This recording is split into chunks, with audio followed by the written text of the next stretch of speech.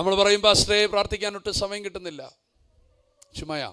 ഒരു ദേശത്തിൻ്റെ അധിപതിയായ എന്ന് പറഞ്ഞ ഇന്നത്തെ ഒരു പ്രധാനമന്ത്രിയുടെ ഒപ്പം വലിപ്പമുള്ള ഒരു മനുഷ്യൻ, പേര് ദാനിയേൽ. എൻ്റെ പൊന്നെ, ആ മനുഷ്യൻ രാവിലെയും വൈകിട്ടും ഉച്ചയ്ക്കും ഒക്കെ പ്രാർത്ഥനയിലാണ്. എന്നിട്ട് എടുത്തു പറയുകയാണ് ഈ മനുഷ്യൻ 21 ദിവസം പ്രാർത്ഥിച്ചെന്ന്. ഈ നമ്മൾ പറഞ്ഞാൽ അവർ പ്രാർത്ഥിച്ചത് കൊച്ചിൻ്റെ വിടുതലും UK OK ആകാനൊന്നും അല്ല. അവരുടെ പ്രാർത്ഥന മുഴുവൻ ദേശം, ദൈവരാജ്യം, ദൈവസഭ, അവരുടെ പേരൊക്കെ വേദപുസ്തകത്തിലുള്ളൂ. അവരുടെ പേരൊക്കെ വേദപുസ്തകത്തിലുള്ളെങ്കിൽ ജീവൻ്റെ പുസ്തകത്തിലും ഇങ്ങനത്തെ പേരൊക്കെ കാണത്തുള്ളൂ.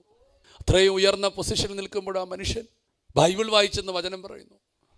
യിരെമ്യാ പ്രവാചകൻ്റെ പുസ്തകം വായിച്ചിട്ട് അടച്ചു വെച്ചില്ല. 9-ാം അധ്യായം യിരെമ്യാ പ്രവാചകൻ്റെ പുസ്തകം വായിക്കുമ്പോൾ ആമേൻ, യെരൂശലേമിൻ്റെ കഷ്ടതകൾ, തകർച്ചകൾ 70 ആഴ്ചവട്ടം കൊണ്ട് തീരുമെന്ന് കണ്ടപ്പം പ്രവചനം കേട്ടപ്പോൾ സ്തോത്രം പറഞ്ഞില്ല. ആ പ്രവചനം കേട്ടപ്പോൾ അവൻ പ്രാർത്ഥിക്കാനിരുന്നു. അപ്പോൾ ഏത് പ്രവചനങ്ങളും നടക്കണമോ പ്രാർത്ഥനകൾ ഉയരണം. പ്രാർത്ഥിക്കാനിരുന്നു. ആ പ്രാർത്ഥന നിങ്ങൾ വായിച്ചാൽ അവന് വേണ്ടി പ്രാർത്ഥിക്കുന്നു, പിതാക്കന്മാർക്ക് വേണ്ടി പ്രാർത്ഥിക്കുന്നു, പരിശുദ്ധാത്മാവിന് വിരോധമായി സംസാരിച്ചതിന് വേണ്ടി പ്രാർത്ഥിക്കുന്നു, ആമേൻ, വചനത്തിന് വിരോധമായി വികടമായി നടന്നതിന് വേണ്ടി പ്രാർത്ഥിക്കുന്നു. ആ പ്രാർത്ഥനകൾ അനുതാപത്തിൻ്റെ പ്രാർത്ഥനയാണ്, ഏറ്റുപറച്ചിലിൻ്റെ പ്രാർത്ഥനയാണ്, മധ്യസ്ഥതയുടെ പ്രാർത്ഥനയാണ്.